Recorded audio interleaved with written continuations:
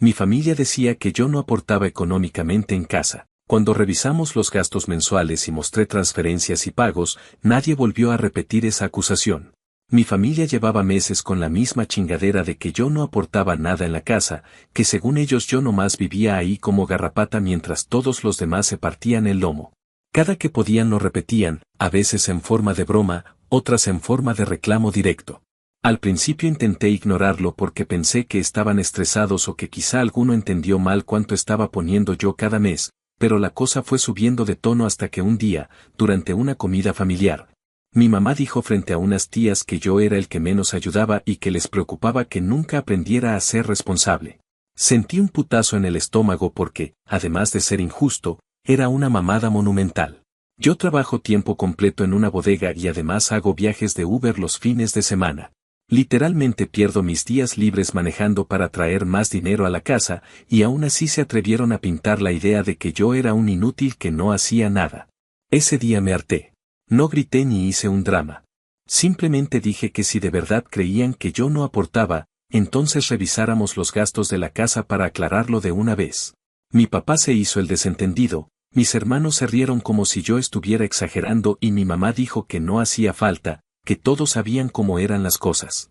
Les respondí que justo ese era el problema, que sabían cosas que no eran ciertas. Les pedí que sacaran la libreta donde apuntaban los gastos y que fuéramos viendo quién pagaba qué. Cuando llegamos al tema del internet, mi mamá dijo que ellos lo pagaban desde siempre y mi papá confirmó sin mirarme. Yo saqué mi teléfono y les enseñé la serie de transferencias que hacía todos los meses para cubrirlo entero, no la mitad. Mi hermano mayor dijo que eso era porque yo quería, que a ellos nunca les dije nada, como si eso justificara que me hubieran tachado de mantenido. Luego pasamos a la luz y ahí fue mi papá quien aseguró que él se encargaba de eso. De nuevo, les enseñé el historial de pagos donde se veía clarito que yo había cubierto la mitad durante meses, y que cuando la factura subió por el calor yo pagué más porque ellos andaban cortos de dinero. Cuando llegamos al tema de las compras del súper, mi mamá insistió en que todos aportaban, pero yo abrí mis recibos y les mostré las compras completas que había hecho yo solo. Muchas veces incluso llevando snacks para mis hermanos porque les encantan y siempre se les olvida agregar algo cuando salen. Mi hermano menor, el que siempre está pegado al play, empezó a decir que él también compra cosas, pero cuando le pedí que dijera que había comprado exactamente, se quedó callado.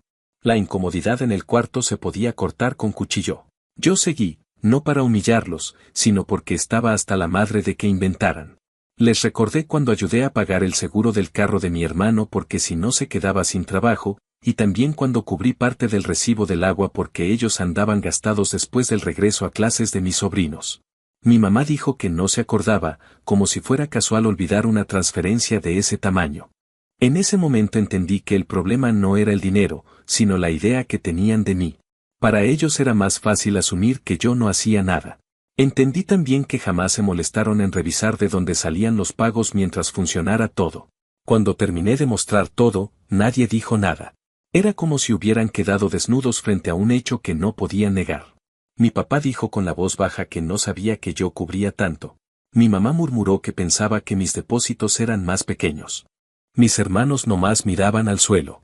Yo tenía un puto coraje atorado en la garganta porque durante meses me tragaron el alma con sus comentarios, y ahora ni una disculpa podían dar. Ese mismo día, sin levantar la voz, dije que como según ellos yo no aportaba, entonces dejaría de aportar de verdad. Les expliqué que iba a cancelar todos los pagos automáticos y que a partir de ese momento ellos se harían cargo de lo que aseguraban haber estado pagando desde siempre. No lo dije para vengarme, sino porque necesitaba que entendieran lo que realmente valía mi ayuda. Mi mamá intentó cambiar el tema, diciendo que estaba exagerando, pero yo ya no tenía paciencia. Les dije que podían pensar lo que quisieran, pero que no iba a seguir pagando cosas mientras me acusaban de no hacerlo. Mi papá quiso mantener la calma y soltó esa frase de no es para tanto, como si hubiera sido un chistecito sin importancia. Esa noche me fui a mi cuarto reventado emocionalmente. No lloré ni nada por el estilo, pero me quedé horas pensando en cómo carajos mis propios padres podían verme como un parásito cuando llevaba tanto tiempo equilibrando mis gastos personales con los de la casa. No miento si digo que sentí una mezcla de rabia y decepción que no sabía dónde colocar. También pensé mucho en irme de la casa, pero hasta ese momento no lo veía viable. Sin embargo, sentí por primera vez que quizá no había nada que sostener ahí, que si mi familia prefería inventarse una versión conveniente de mí, entonces tal vez sí era momento de pensar en vivir lejos. Aunque fuera en un cuarto pequeñito. Pero antes de tomar cualquier decisión, quería ver qué pasaba cuando la casa, sin aviso previo, se quedara sin la parte que yo aportaba cada mes. No como castigo, sino como espejo. Quería que por fin enfrentaran la realidad que habían estado negando con tanta seguridad. Y aunque no lo dije en voz alta, supe que ese era el inicio de algo que no tendría regreso. Actualización 1. Habían pasado alrededor de 2 semanas desde aquella discusión y desde que cancelé todos mis pagos automáticos. No hice anuncios constantes ni advertencias nuevas, simplemente dejé que la casa siguiera su curso sin mi parte, tal como ellos decían que no existía. La primera señal de que algo no estaba funcionando llegó cuando mi hermano menor salió de su cuarto enfurecido porque el internet llevaba varias horas caído. Nunca había visto a alguien alterar tanto el ambiente por no poder conectarse, pero él venía con la idea de que el módem estaba fallando o que había un problema en la zona. Yo estaba comiendo cuando lo escuché quejarse y gritar desde arriba que esta casa siempre estaba igual, que nada servía y que cómo se suponía que iba a terminar un torneo que llevaba días esperando. En cuestión de segundos me gritó mi nombre y preguntó si yo había movido algo. Al final bajó con el celular en la mano para mostrarme que la compañía decía que el servicio estaba suspendido por falta de pago. Mantuve la calma y le dije que revisara quién se encargaba de ese pago según ellos mismos. Mi comentario le cayó como cubetazo de agua fría. No supo ni qué responder. Volvió a subir y escuché cómo cerraba la puerta de golpe, probablemente buscando a mis papás para que solucionaran lo que él nunca se había molestado en entender que yo cubría mes tras mes. El internet no volvió ese día ni al día siguiente. Mis papás llamaron a la compañía y tuvieron que hacerse cargo del atraso, y aunque lograron ponerlo al corriente, la factura llegó más alta por el recargo de reconexión. La cara de mi mamá mientras hablaba por teléfono dejó claro que no esperaba tener que lidiar con eso. Antes, cuando yo lo pagaba, ella nunca notaba si aumentaba o no, porque no era ella quien ponía su tarjeta. Ya desde ahí se respiraba un silencio incómodo, como si se hubieran dado cuenta de que algo empezaba a desmoronarse, pero no querían mencionarlo porque hacerlo significaría reconocer que yo tenía razón. A los pocos días llegó el recibo de la luz y ahí la cosa se puso peor. Mi papá abrió el sobre mientras desayunaba y comentó en voz alta que estaba más alto que otros meses. Luego, como solía hacer, hizo un comentario sobre que era por culpa de todos los aparatos que mis hermanos no apagaban nunca. Pero cuando se acercó a la fecha de pago, mi mamá preguntó si ya lo había liquidado. Él respondió que no y le preguntó a ella si pensaba pagar la mitad, como lo habían hecho antes. La situación se volvió absurda porque los dos estaban seguros de que el otro se encargaría de cierto porcentaje, pero ninguno sabía cómo había sido realmente la dinámica en los últimos meses. Cuando se dieron cuenta de que yo ya no cubriría mi parte, les cayó el 20 de que estaban cortos. Mi mamá empezó a revisar su billetera y mi papá entró a su aplicación bancaria con expresión de fastidio, como si el mundo estuviera conspirando contra ellos. Nadie dijo nada, pero yo sabía exactamente qué estaban pensando. Yo comí en silencio, dejando que ellos experimentaran esa incomodidad que tantas veces me hicieron tragar cuando me acusaban de no hacer nada. Mi hermano mayor, que trabaja en un restaurante, empezó a notar que la despensa ya no se surtía con la misma frecuencia. Cuando yo me encargaba de las compras, lo hacía de manera práctica y sin escatimar tanto, sobre todo porque era más fácil para todos tener cosas suficientes y evitar discusiones. Ahora, en cuanto se acababa el pan, la leche o hasta los huevos, pasaban días sin que nadie repusiera nada porque mis papás querían esperar hasta el siguiente fin de semana o hasta que hubiera una oferta. Mi hermano empezó a quejarse del refrigerador vacío y preguntó qué había pasado con las compras que yo usualmente hacía. Mi mamá dijo que estaba tratando de organizar mejor los gastos porque todo estaba más caro, pero la verdad era que simplemente ya no tenían ese colchón silencioso que yo ofrecía cada semana. El ambiente de la casa se volvió extraño. Ya no había las mismas bromas ni los mismos comentarios casuales. Mis papás hablaban en voz baja cuando yo entraba a la cocina, y mis hermanos empezaron a evitarme porque sabían que habían contribuido a la narrativa de que yo no servía para nada. La tensión crecía de forma constante y yo notaba como cada pequeño inconveniente se hacía más grande para ellos porque ahora tenían que resolverlo sin mi ayuda. Lo más curioso es que no me sentía culpable. En realidad, sentía una calma que hacía mucho no sentía. Me di cuenta de que cuando uno carga todo sobre los hombros sin que nadie lo note, llega un punto en el que deja de importarle si los demás se hunden un poco al no tenerlo cerca. No es maldad, es cansancio. En una ocasión, mi papá intentó hablar conmigo. Lo hizo de esa manera distante y medio autoritaria que usa cuando quiere recuperar control sin admitir que está equivocado. Me encontró en la sala, donde estaba revisando aplicaciones para encontrar un segundo trabajo mejor pagado. Se sentó frente a mí y me dijo que había estado pensando en cómo llevar las finanzas de la casa de forma más organizada y que quizá podríamos hablar de una manera justa de repartir los gastos. Quise reírme, pero no lo hice. En cambio, le dije que yo ya no iba a pagar nada mientras siguieran viéndome como alguien que no aportaba. Él frunció el ceño y dijo que no era necesario llegar a esos extremos y que todos habían dicho cosas que no querían decir. Yo respondí que la diferencia era que esas cosas que dijeron no eran simples arrebatos, porque las repitieron muchas veces y frente a más gente. No era un malentendido, era una creencia que tenían sobre mí. Mi papá se quedó callado. Miró hacia la cocina, donde mi mamá estaba preparando algo, y después dijo que quizás yo estaba exagerando. Esa palabra, exagerando, fue el punto en el que entendí que no querían comprender lo que habían hecho. Solo querían que todo volviera a ser como antes, con la conveniencia de que yo pagara sin hablar y ellos criticaran sin pensar. Le dije que él podía verlo como quisiera, pero que yo había tomado mi decisión y no iba a cambiarla. Antes de irse, dijo que esperaba que no estuviera olvidando que la casa era de todos y que todos debían cooperar. Yo le respondí que eso justamente era lo que yo hacía, pero que ellos fueron quienes decidieron borrar mis aportes de la historia familiar. El internet volvió después de que pagaron el pendiente, pero mi hermano menor ya estaba frustrado porque perdió su torneo. Pasó varios días sin hablarme y solo hacía ruido en su cuarto, como si eso fuera a castigarme por no pagar sus comodidades. Mi hermano mayor estaba irritado por la falta de comida y porque ahora él también tenía que aportar más. Mis papás comenzaron a tener pequeñas discusiones por tonterías que antes ni siquiera registraban, como quien dejaba una luz encendida o quien sacaba más ropa de la secadora. En medio de todo eso, yo empecé a ver opciones para mudarme. Un compañero del trabajo mencionó que estaba buscando a alguien con quien compartir departamento porque el rentero quería a 2 personas para firmar el contrato. No le dije que sí de inmediato, pero tampoco descarté la idea. Era la primera vez que imaginaba de manera seria un futuro fuera de esa casa. Sentí una mezcla de alivio y miedo, pero el alivio ocupaba más espacio. No les dije nada todavía, porque quería observar cómo evolucionaba el ambiente y porque parte de mí quería ver hasta dónde llegaría su incomodidad cuando se dieran cuenta de que su percepción de mí estaba completamente equivocada. Con el paso de los días, entendí que lo que estaba ocurriendo no era solo un ajuste económico, sino una especie de espejo emocional donde cada uno se enfrentaba a la realidad de que mis aportes habían sido fundamentales. Yo no tenía que demostrar nada más. Y aunque todavía no sabía exactamente cuándo me iría, empecé a sentir que el camino fuera de esa casa era cada vez más claro y necesario.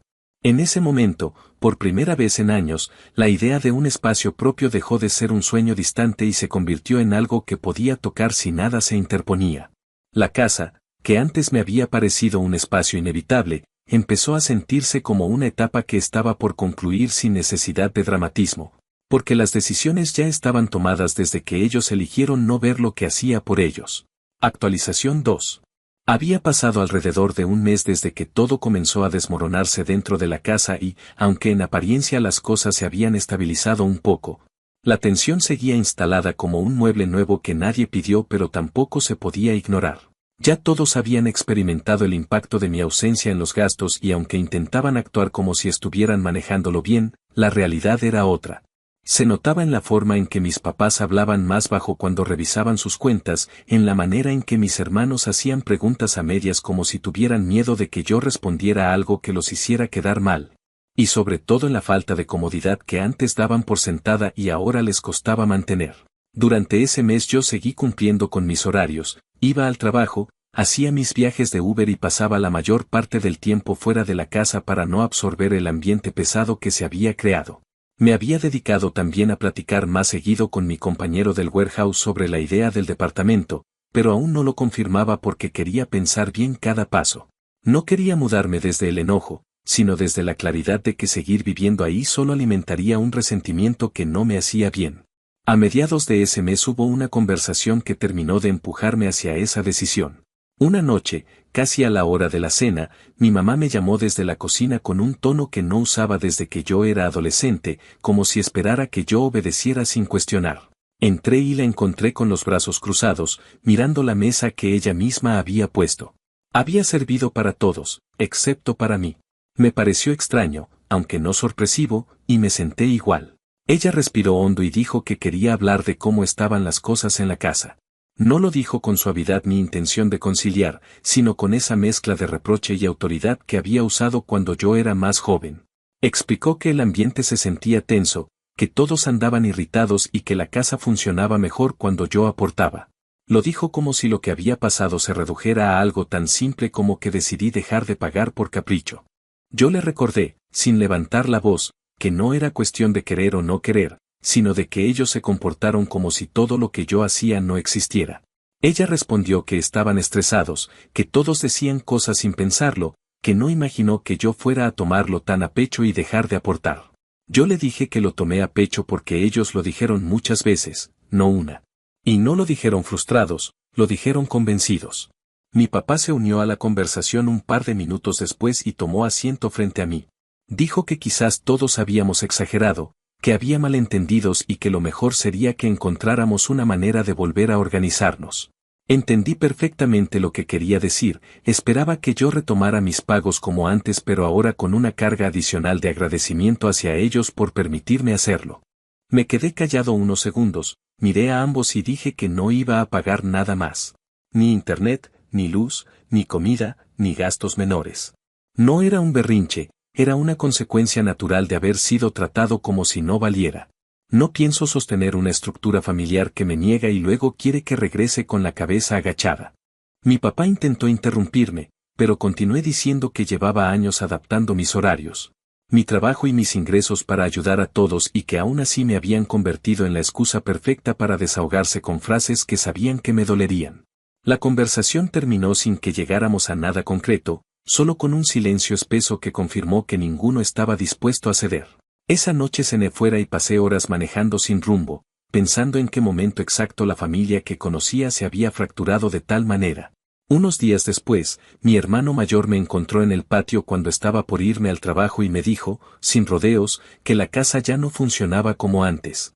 Me confesó que ellos nunca se dieron cuenta de cuánta carga financiera llevaba yo encima porque era demasiado silencioso al respecto. Dijo que no sabía cómo disculparse porque sentía que ninguna disculpa sonaría sincera viniendo de ellos ahora que estaban sintiendo las consecuencias. Me sorprendió escucharlo admitir eso y aunque no le dije nada hiriente, tampoco le quité peso a lo ocurrido. Le aclaré que yo nunca hice las cosas esperando reconocimiento, sino justicia. Que lo único que pedía era que se reconociera lo que yo aportaba en lugar de convertirme en el blanco de sus frustraciones. Él bajó la mirada y solo dijo que esperaba que no me fuera, porque no quería que la familia quedara completamente dividida. Yo asentí, pero no hice promesas. Fue justo esa misma tarde cuando me encontré nuevamente con mi compañero del warehouse. Le pregunté si seguía disponible la oportunidad del departamento y me dijo que sí, que el rentero quería que se firmara el contrato pronto para asegurar el espacio. Sentí una mezcla de emoción y tranquilidad, como si por fin estuviera alineando mis decisiones con lo que realmente necesitaba. Le dije que me diera unos días para confirmarlo porque no quería tomar la decisión apresuradamente. Él lo entendió sin problema y me dijo que no había presión, pero que me avisara lo antes posible. Mientras eso ocurría, la situación dentro de la casa seguía deteriorándose. Mis papás comenzaron a pelear entre ellos por el dinero que antes jamás representó un conflicto porque siempre había alguien que llenaba el hueco sin que lo notaran. Mis hermanos discutían por detalles insignificantes como quién había vaciado el refrigerador o quién había dejado la basura sin sacar. Yo observaba todo desde cierta distancia interna, no porque me diera gusto verlos batallar, sino porque entendí de manera definitiva que yo ya no pertenecía a ese ritmo, que mis esfuerzos no eran valorados y que lo único que podía hacer para recuperar mi paz era irme. La gota que derramó el vaso ocurrió una tarde cuando mi mamá, frustrada por las cuentas, me dijo que era injusto que yo viviera ahí sin aportar cuando ellos me habían dado techo tantos años. Esa frase me atravesó por completo, no por su contenido, sino por el descaro de que lo dijera después de todo lo que yo había demostrado. Fue el momento exacto en que supe que no había vuelta atrás. Entré a mi cuarto, me senté un rato sin moverme y luego envié un mensaje a mi compañero confirmando que sí quería el departamento. Él me respondió de inmediato con los pasos a seguir y una fecha tentativa para cambiarme. Por primera vez en mucho tiempo, sentí un alivio auténtico.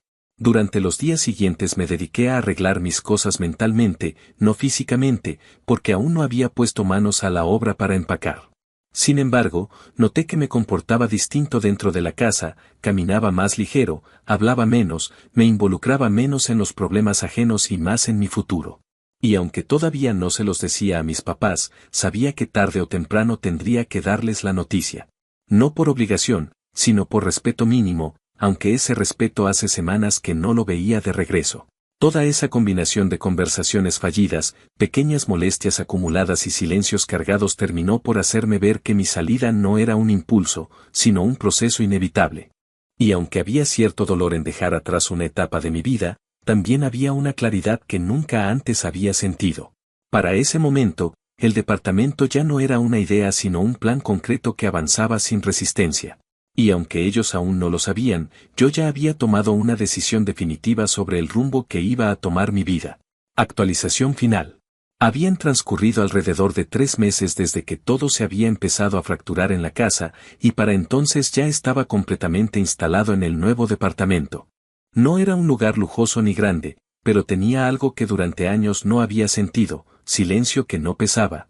Espacio que no exigía nada de mí y una sensación de control sobre mi vida que jamás había experimentado viviendo con mi familia. La mudanza en sí fue más rápida de lo que imaginé, no porque yo quisiera salir corriendo, sino porque una vez que confirmé el contrato con mi compañero, sentí una urgencia interna por cerrar esa etapa sin prolongarla más. Lo curioso es que nadie en mi casa reaccionó de forma explosiva cuando les dije que me iba. Más bien hubo un silencio incómodo que revelaba que lo habían estado temiendo, aunque nadie lo quisiera admitir. Mi mamá preguntó de inmediato si me iba porque estaba enojado. Mi papá quiso saber si tenía problemas económicos o si no me alcanzaba para vivir fuera. Les respondí que no me iba por crisis ni por enojo, sino porque ya no había nada que sostuviera la idea de vivir juntos. Les dije que uno no se queda donde lo consideran carga y que era mejor que cada quien enfrentara su vida sin amarrar a los demás a expectativas torcidas. La primera semana fuera fue extraña, porque el cuerpo tarda un poco en entender que la rutina cambió para bien. Al principio me despertaba esperando escuchar discusiones en la cocina, quejas por la falta de comida o comentarios pasivo-agresivos sobre mis horarios, y cuando no ocurría nada de eso, tardaba unos segundos en recordar que ya no estaba obligado a navegar esos ambientes. En el trabajo me notaban distinto, incluso mi supervisor me dijo que me veía más descansado. Yo solo respondí que estaba ajustándome a mi nuevo espacio, pero por dentro sabía que lo que tenía era libertad, algo tan simple que parece obvio para todos, menos para quienes viven atrapados en dinámicas familiares asfixiantes. Durante esos primeros días mis papás no insistieron en comunicarse conmigo. Los mensajes eran cortos, casi formales, como si no supieran cuál era la forma correcta de acercarse después de haber contribuido tanto a que yo me alejara. Mi hermano mayor fue el único que llamó por su cuenta. Me dijo que la casa se sentía rara sin mí, que todo era más complicado y que mis papás andaban tensos por el dinero. También mencionó que ahora él tenía que trabajar más horas, porque resultó que mi papá no podía cubrir todos los gastos como antes pensaba y mi mamá estaba empezando a recortar en todo. No lo dijo para manipularme, sino más bien como una confesión sincera de alguien que se dio cuenta demasiado tarde de todo lo que yo cargaba sin hacer ruido. Me pidió disculpas con un tono que no había escuchado nunca en él, y aunque no hubo drama ni llanto, su forma de hablar dejaba claro que estaba arrepentido.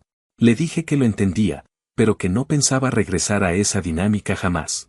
Conforme pasaron los días, empezaron a surgir pequeños problemas dentro de la casa familiar que me llegaban a través de mis hermanos o de comentarios sueltos en los chats. Uno de esos problemas fue el internet, otra vez. Habían logrado mantener los pagos un tiempo, pero en el segundo mes volvieron a retrasarse. Mi hermano menor tuvo una crisis casi cómica porque no entendía cómo era posible que la compañía se atreviera a cortarles el servicio. Él seguía convencido de que el mundo debía girar alrededor de su comodidad, y aunque la situación era molesta para ellos, para mí fue una revelación de cuán acostumbrados estaban a que yo resolviera esas cosas antes de que se volvieran un problema. Lo interesante es que ahora nadie tenía el descaro de pedirme que cubriera el gasto. Estaban avergonzados, aunque no lo admitieran. Otro detalle que me contaron después fue que las compras del supermercado empezaron a ser un punto de conflicto. Mis papás querían mantener cierto nivel de comodidad, pero no podían asumirlo porque sus gastos reales eran mucho más de lo que ellos reconocían. Mi mamá optó por comprar menos y solo lo necesario, pero mis hermanos no estaban acostumbrados a esa reducción.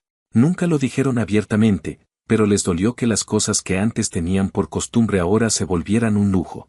Y aunque en el pasado les expliqué que vivir no era gratis, parece que solo ahora lo estaban entendiendo en serio. Mi ausencia funcionó como una lupa que amplificó todas las grietas que llevaban años presentes. A mediados del segundo mes en mi departamento ocurrió un evento que consolidó mi distancia emocional. Mi mamá me llamó una noche diciendo que necesitaban hablar conmigo en persona. Me sorprendió el tono, porque no sonaba molesta, sino agotada.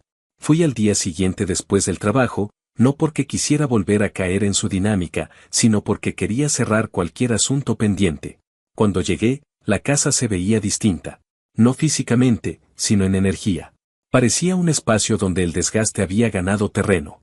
Mi papá estaba sentado en la mesa y mi mamá frente a él, como si hubieran ensayado lo que querían decir.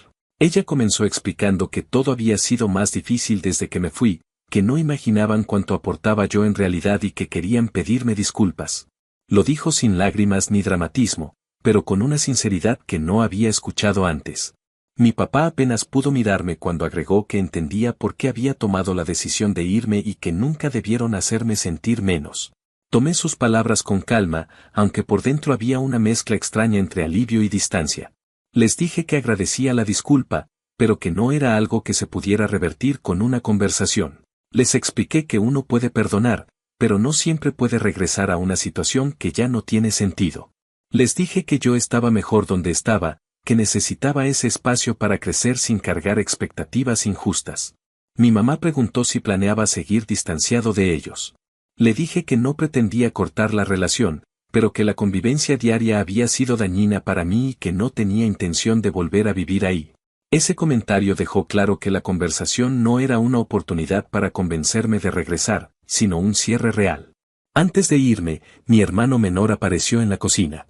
Se notaba incómodo, como si quisiera decir algo sin saber cómo empezar. Al final solo dijo que la casa se sentía vacía sin mí, lo cual me hizo pensar en lo curioso que es que la gente solo valore tu presencia cuando ya no estás disponible para soportarlos. Le respondí que podía visitarme cuando quisiera, siempre que lo hiciera con el respeto que antes faltó. No dijo nada más, pero creo que entendió perfectamente. La vida en mi departamento siguió su ritmo. Empecé a ahorrar más, a dormir mejor, a sentirme dueño de mis propias decisiones. Ya no cargaba culpas ajenas ni tenía que justificar cada centavo que gastaba. Y aunque mi familia seguía existiendo en mi vida, lo hacían de una manera más sana porque ya no tenían acceso a esa parte de mí que ellos mismos pisotearon durante años. De cierta manera, mi salida no solo fue una venganza silenciosa, sino una lección inevitable. Sin gritos ni dramatismos, les mostré lo que implicaba mi ausencia.